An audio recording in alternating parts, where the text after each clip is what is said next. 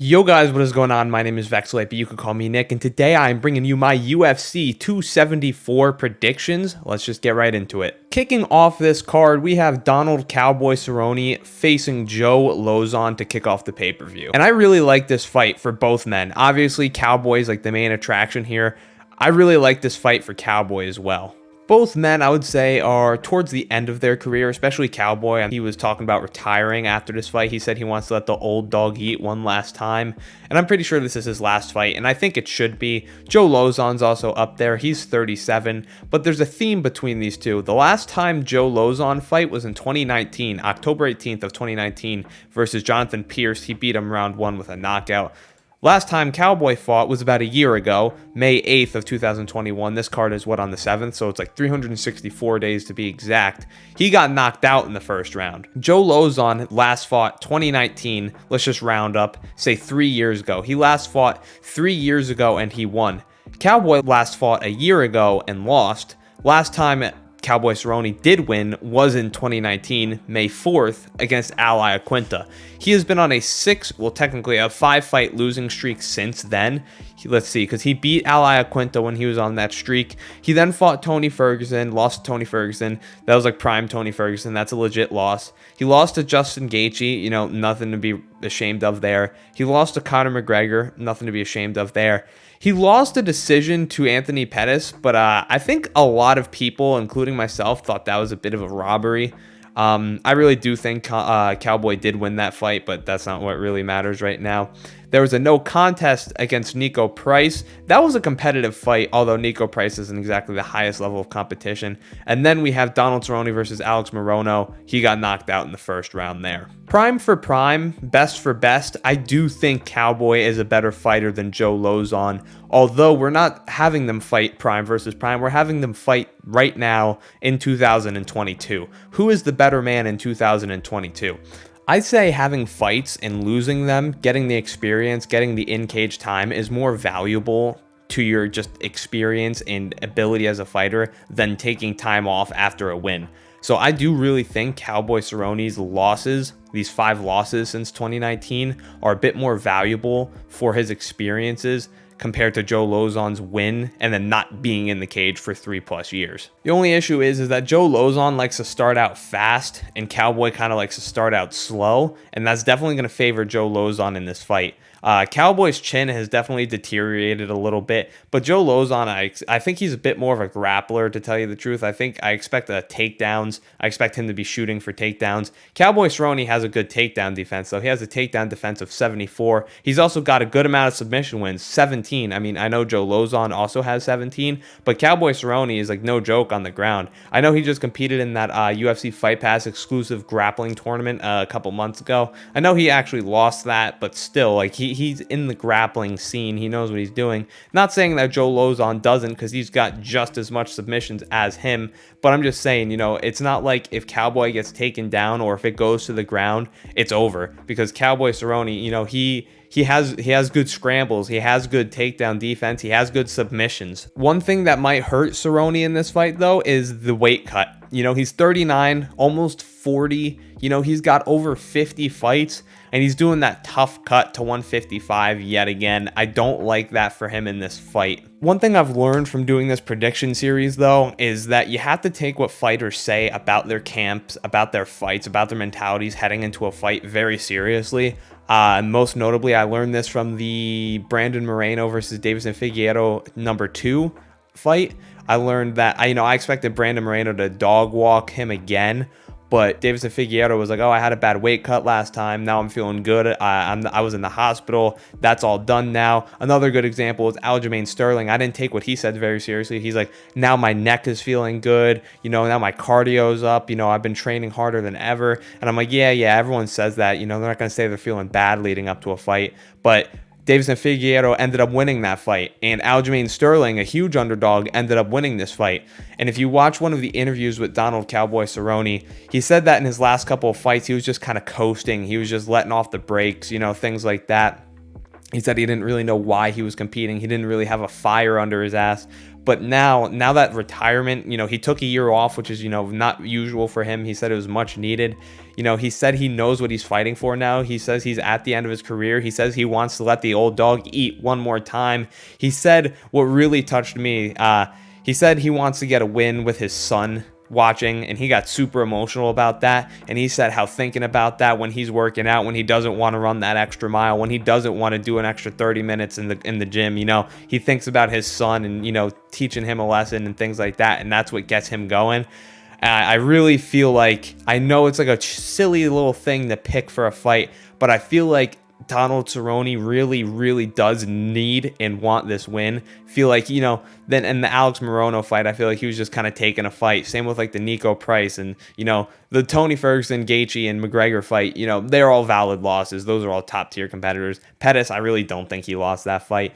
I think Cowboy knows this is it. I think he knows he wants to end on one more win. He wants to get one more, he's tied with all of his records, like most, bonuses, most finishes, things like that. He's getting tied for all those records now. He says he's, that's another thing inspiring him, is that he really wants to, add one more to those. The brain is a lot stronger than you think. Like in a workout specifically, this has helped me get through a lot of my workouts, is your brain, your mind, your mentality is going to quit on you and going to make you quit a million times earlier than your body is going to quit. Now, I know that's not as valid in a workout versus getting kicked in the face, but I feel like in Donald Cerrone's previous fights, he wasn't all there mentally. I feel like for this last one, his last ride into the sunset, I feel like he's all there. I feel like he's going to be able to outstrike. I feel like he's going to be able to hold up in the clinch, in the scrambles, and the grappling exchanges. He's got, height and reach on him. I do think he is the better striker, and I don't think he's like an unexperienced rookie on the ground. So with all of that being included, I do think Cerrone should win this fight. Originally, I did think Joe Lauzon was going to win this fight. For the longest time, I had Joe Lauzon winning this fight. But then I listened to that one interview. I saw how serious he was, how much he wanted this win, and I'm like, all right, this is a different Cowboy than the Cowboy in the interviews for the Morono fight or the Nico Price fight or the Pettis fight. There's a different demeanor to him here, and I think that's important to pay attention to. So I got to go with Cowboy Cerrone. I'm going to go with a round 2 finish. If I had to pick between submission and knockout, I guess I'm going to go knockout. Up next, we've got Tony Ferguson versus Michael Chandler. This one's not going to take too long to talk about. I'm just going to flat out say it. I do think Michael Chandler is going to win this fight via decision. Tony Ferguson is a dog in the sense that he will not tap. He will not get knocked out. The only time he got knocked out in my memory, I'm sure it happened at least once or 2 other times, was against Justin Gaethje, and he was still standing. You know what I mean? He doesn't tap the arm bars. The only time he would go to sleep is like if, get him in a rear naked choke, and he's just not going to tap. He's going to go to sleep. But I don't think Michael Chandler's going to be chasing submissions here. Unfortunately, I think that, I don't know what happened. I think it was that double weight cut Tony Ferguson did for that Justin Gaethje / Khabib fight for like the 18th time. Ever since then, he has not looked the same, man. He has looked so utterly defensive. He doesn't throw. He doesn't grapple like he used to. He doesn't get in the clinch like he used to. He's 38, which I didn't know leading up to this fight. I think this one's really easy and obvious to predict. Tony Ferguson, in his fight against Charles Oliveira and his fight against Beneil Dariush and his fight against Justin Gaethje, except for that second round in Justin Gaethje's fight, he had a nice uppercut for him. But let's talk about after the Justin Gaethje fight. For Beneil Dariush, for Charles Oliveira, he didn't have anything. He didn't even offer anything. It's not like he had things he was trying to execute and just couldn't follow through with it. He didn't even try executing anything. And I don't know if it's a mental thing or what it is, but ever since that Justin Gaethje loss, he has been defensive as hell. He's not chasing these people like he used to. He's not cutting them open. He's not vicious anymore. And Michael Chandler has a chin. I know the talk, even when he was in Bellator, the talk of, oh, he's too chinny, blah, blah, blah. Listen, precision beats power every single day of the week. Conor McGregor said it best, precision beats power and timing beats speed. Because you see, he took absolute bombs from Justin Gaethje, didn't go to sleep.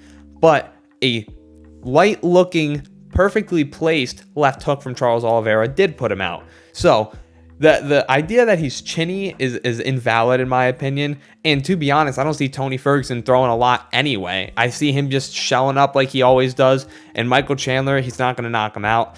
Maybe he might get him in a submission, but I think Michael Chandler, even with this version of Tony Ferguson, he would be absolutely foolish to just, hop into Tony Ferguson's guard. So I do see this going to decision. I see this going all 3 rounds, and I see Michael Chandler, 30-27ing him, to be honest. It's sad to see, but Tony's talking about wanting to box, how he wants to go into boxing, things like that.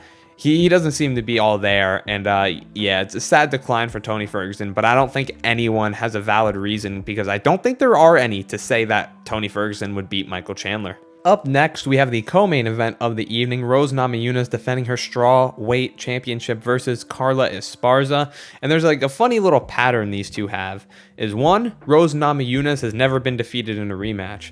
But on her UFC record, after 3 wins, she always loses, and she's on a 3-fight win streak right now. Like in the very beginning of her career, she lost to Carla Esparza. I'll get into that. She then beat Angela Hill, Paige Van Zandt, and then Tisha Torres. Lost to Karolina Kowalkiewicz. Then beat Michelle Waterson, Joanna twice. Lost to Jessica Andrade. She then beat Andrade and then Wei Li twice. It's just a fun little pattern. I know that doesn't really tie too much into the fight, but I always like picking up on little things like that. Carla Esparza, however, she is on a 5-fight win streak, and she has managed to score takedowns in every single one of those fights she has won. The minimum was 1 against Michelle Waterson, and the most was 5 against Marina Rodriguez. To tell you the truth, I really do not think that their first fight ties into the relevancy of this fight. Tell you the truth, I really don't think it matters. I don't think you can take it too much into consideration. Rose is such a different fighter, and so is Carla Esparza, because this was 8 years ago that fight happened. Rose was 21. She's now 29. She's also training with one of the best coaches in the world, Trevor Whitman, things like that. She's improved so much just in her striking, in her grappling, in her jiu-jitsu, things like that. So is Carla Esparza. Carla Esparza has gotten better with the striking, and she has also gotten better with her grappling as well. They have both evolved so much. Maybe Rose has evolved more than Carla Esparza from then. So if you don't know what happened in the first fight, it was, Carla Esparza took her down and submitted her. I do not see Carla Esparza submitting Rose Namajunas. I'll rule that out right now. I mean, maybe the original fight takes a little bit of relevancy when you talk about this, but it was so long ago, I don't think it matters that much. Let's talk about something important, though. In Rose Namajunas' last fight, the second Zhang Weili fight, she got taken down 5 times by Zhang Weili. She went 5 for 11 on takedowns, to be specific. And Zhang Weili does not have the best takedowns. She doesn't have the best grappling. She's got a takedown accuracy of 31% with a takedown average of 1.75%. That is not good, especially when you go against someone like Carla Esparza, who has a 3.53 takedown average, but a takedown accuracy of 37%. Not the best accuracy percentage either, I know that. But if you take a look at Rose Namajunas' takedown defense, it's only 51. And I do see that being an inevitability that Rose Namajunas is going to get taken down in this fight. And truth be told, I don't know what she's going to be able to do when she's on her back. She didn't look that good on her back against Zhang Weili in their second fight. And Zhang Weili is primarily a striker. What's going to happen when a legitimate bona fide grappler and wrestler in Carla Esparza does that to you? It's going to look like a whole different world in there. But the difference is that Zhang Weili, like I said, is primarily a striker. I'm sure Rose Namajunas expected that to be a full-on or a full-on striking match. I don't think she was thinking about defending takedowns. I don't think she was expecting any takedowns. I don't think in camp they were expecting to drill takedowns or BJJ, things like that. I'm sure, they train a little bit of everything for every fight, but there's things you focus on. For Zhang Weili, I'm sure the Rose camp, they were focusing on striking and things like that and going all 5 rounds. I don't think they expected to get another 1-round KO in their second fight, because it didn't happen, obviously. But now they are going to be training for someone that is a grappler in Carla Esparza, that they know her game plan is to take her down and, get her on the ground and pound and maybe hunt for submissions. So I know they're going to be training that very, very much. So Rose Namajunas has Kamaru Usman in her corner. And Kamaru Usman is one of the best wrestlers in the UFC, defensively and offensively. Also got Trevor Whitman, things like that. They have Justin Gaethje. Justin Gaethje is a good wrestler, believe it or not. So they have good wrestlers and people that can teach and drill takedown defense very well with Rose Namajunas. And I know they're going to be anticipating that in this fight. take that in consideration with the fact that Rose Namajunas has never lost a rematch, because she also does say in an interview with Megan Oliveira, she says that rematches mean a little bit more to her, that she can't make the same mistake twice. That's not acceptable. So the rematches mean a little bit more. Like, she beat Joanna Jędrzejczyk twice. She beat Zhang Weili twice. Although those were back to back. Look at it that way. The Carla Esparza fight happened December 12th of 2014. Meanwhile, this one is May 7th of 2022. So yeah, that is 8 years apart, not back to back. But you take a look at the Jessica Andrade fight as well. She lost the first one, won the rematch. She does not lose these rematches. And I know there's a possibility that Rose Namajunas does put the striking clinic on Carla Esparza, because I know that Rose Namajunas has that good footwork. She has really good footwork. She's got good people to teach striking with her. Pat Barry, as much as I don't like him, he did teach her that leg kick or that high kick that knocked out Zhang Weili, things like that. Her footwork may be able to get her out of those grappling exchanges, and she might be able to light her up on the feet. Carla Esparza has been knocked out. She was knocked out last time was in 2018 against Tatiana Suarez. Once again, that's coming up on 4 years ago. So that was a long time ago. A fighter improves a lot in 4 years. And before that, last time she was knocked out was all the way in 2015 from Joanna Jędrzejczyk. So I don't know. What's going to happen in this fight. The odds on this fight is probably the craziest part of this fight. The fact that Rose is a 2-1 favorite, Carla Esparza being a 175 underdog, that's really crazy. This should be close to like a pick'em fight in my opinion. The biggest things making me lean towards Rose are the fact that she's, got a good camp and that she's undefeated in rematches. Everything else logically points me to think Carla Esparza is going to win. Rose does get taken down. She does get put on her back. She does look, somewhat, I don't want to say clueless because that's just inaccurate and not true, but stuck is a good word. She does seem stuck on her back sometimes, like in that Zhang Weili fight. With everything being taken into consideration, I see Carla Esparza winning this by decision. The odds, it's really hard to bet against Rose because like I said, she's never been beat in the rematches. She's got a great camp teaching her what to do, watching the tape, studying the tape, things like that. But at the end of the day, Rose does get taken down. I don't think she's going to evaluate and evolve to a 100% takedown defense overnight or in a year for this camp, however long it was from the Zhang Weili fight.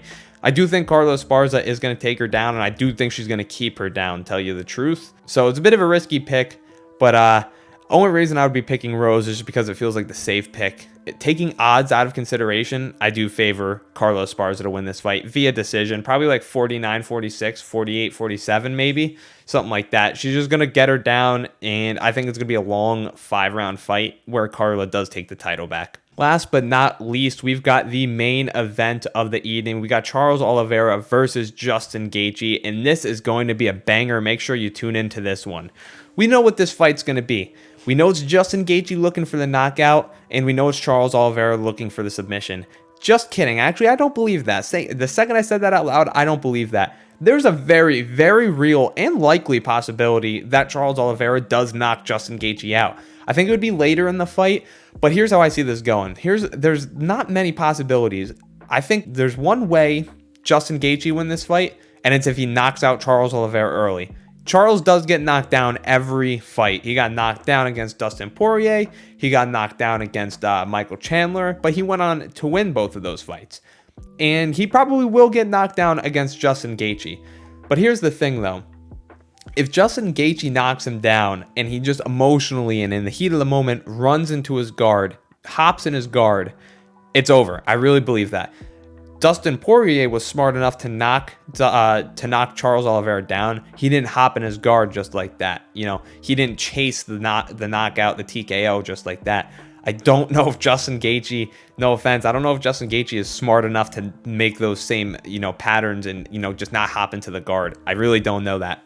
I feel like Justin Gaethje may be one of the hardest hitters that Charles Oliveira went against. I mean, Michael Chandler's up there too. Michael Chandler might be tied for Justin Gaethje with hitting power, but Dustin Poirier had the precision over Michael Chandler and Justin Gaethje. Justin Gaethje is going to be winging out bombs, But unless they're clean, I don't see Charles Oliveira getting knocked out from him. That's the thing. Justin Gaethje is going to be winging out these bombs. Maybe they're going to land on the temple or something like that. Charles Oliveira is going to get rocked, but is he going to be able to survive? I think so. I really do. I really think that Justin Gaethje is going to hurt. He's going to hurt Charles Oliveira pretty bad, but I don't see him finishing him. I think Charles Oliveira has just got so many more keys and ways to win this fight. He said this in the lead up to this fight, which I thought was very important. I'm not just a Brazilian jiu-jitsu fighter anymore. I am a well-rounded, full martial artist now. And it's so true. You look at his striking against Michael Chandler. You look at his striking against Dustin Poirier. It's so clean. It's so sharp. It's so quick. He has his hands always where they need to be. His hands are always high, always tight, always guarding the chin, and he has such a diverse portfolio of strikes. He's so good at, switching from a jab to a hook, to an elbow, to a knee to the body, to a kick, things like that. His striking is so underrated. Like, it's so criminally underrated. He is so good with using the art of 8 limbs, is what they call it, or is it 8 strikes, whatever. Elbows, knees, strikes, kicks. You get the Muay Thai thing. He's really good at that. And Justin Gaethje has admitted he can't let this go to the ground, and he's going to try to be evasive of that. And I feel like it might be a bit reminiscent of the Khabib fight. He was darting all around that cage, trying to just not get into the grappling range, and he was so tired at the end of that first one. If Charles Oliveira gets a hold of Justin Gaethje, I really do see the same exact thing going down. And I know Justin Gaethje is a good wrestler, but Charles Oliveira isn't really going out there shooting for low singles or high crotches or blast double legs. He'll get hit, kind of fall into you, and then just work into the clinch and then backpack you. Or, he'll get you against the cage and then go into a clinch and then, drop low from that. His takedowns and way of getting it into grappling exchanges are super unorthodox. They're not wrestler-esque at all, which is what Justin Gaethje's department in grappling is. He does have a good wrestling background, not a good jiu-jitsu background. So I really don't see many ways of Justin Gaethje winning this fight. I'm really happy that Charles Oliveira is finally getting the respect he deserves as champion. Yeah, obviously Justin Gaethje has a chance. It's not like a blowout by Charles Oliveira, because there is a very realistic possibility Justin Gaethje walks out there first round, blasts him to the face, follows up with shots after, and knocks him out. Insanely real. But after that, first and maybe a little bit of that second round, I think that window of possibility gets smaller and smaller and smaller the longer the fight goes. Especially if Justin Gaethje, he said I can't let myself get my back on that cage. He's going to be doing a lot of circling around. He's going to be doing a lot of movement. He's going to be backpedaling a lot, cutting off on angles, and he's going to be working life and death to make sure this doesn't go to grappling, and that's going to tire him out, and that's going to distract him from Charles Oliveira's striking. So I'm going to go with an unorthodox pick. I got Charles Oliveira by a 3rd round knockout. I really do see a knockout. I'll be honest, I see a submission more just because, he's the submission guy. But I'm going to go with a knockout just to be quirky, just to be unpredictable. It's very realistic because Justin Gaethje, I know he's got a good chin. He does. But when he starts getting tired and Justin, he's starting to breathe heavy and his mouth is open, and Charles Oliveira still has those tight, accurate shots, those knees to the body in the clinch, and then those elbows up high. There's a very real possibility Charles Oliveira can knock him out. I'll lock it in. The method of victory doesn't matter to me so much. I do see Charles Oliveira finish 100%, probably the 2nd or the 3rd. I'm going to say 3rd knockout. Why not?